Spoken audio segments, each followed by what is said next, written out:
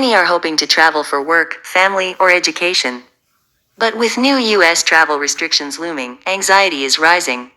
Johannesburg. Every morning, long lines form outside the U.S. Consulate in Johannesburg as South Africans wait months for visa appointments. Many are hoping to travel for work, family, or education.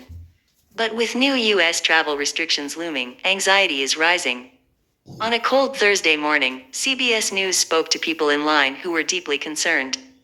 Although the newly announced U.S. travel ban doesn't include South Africa, the fear of being denied entry or mistreated upon arrival in the U.S. is widespread.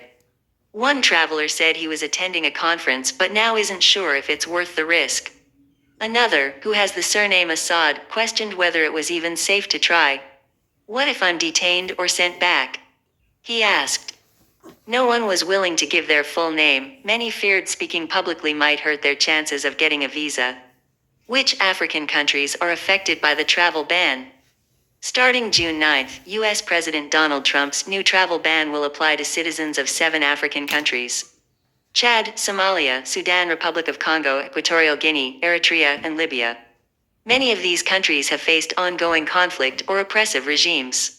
This new policy mirrors Trump's earlier travel bans during his first term. Back then, Somalia, Libya, and Sudan were also affected.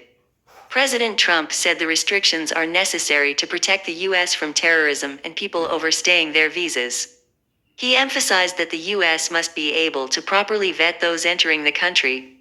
Critics, however, pointed out inconsistencies. For example, a recent attack in Colorado was blamed on an Egyptian national, but Egypt is not on the new ban list. Somalia's ambassador to the U.S. responded diplomatically, saying Somalia values its relationship with America and is open to dialogue. The African Union also called on the U.S. to take a more cooperative approach, warning that the ban could harm educational, commercial, and diplomatic ties built over decades. Tensions with South Africa. Meanwhile, despite South Africa not being included in the ban, the Trump administration has continued to cause controversy. Just days before the announcement, a second group of white South African Afrikaners flew to the U.S. under a new fast-track refugee program. This comes as Trump and his allies repeat the false claim that white South Africans are victims of a white genocide. In January, South Africa passed a land reform bill to address racial inequality in land ownership, but contrary to Trump's statements, no land has been taken without compensation.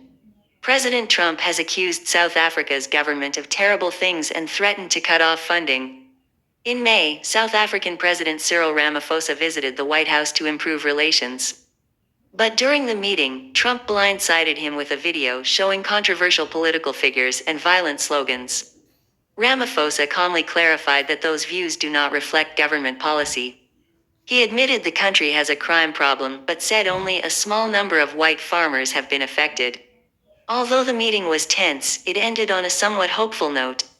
Trump did not commit to attending the upcoming G20 summit in South Africa, but he said he was considering it.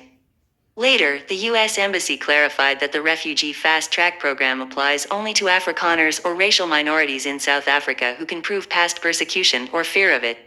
Across the African continent, the mood is heavy.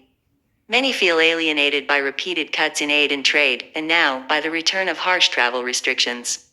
One woman waiting outside the consulate in Johannesburg summed it up. Maybe Americans just don't like us anymore.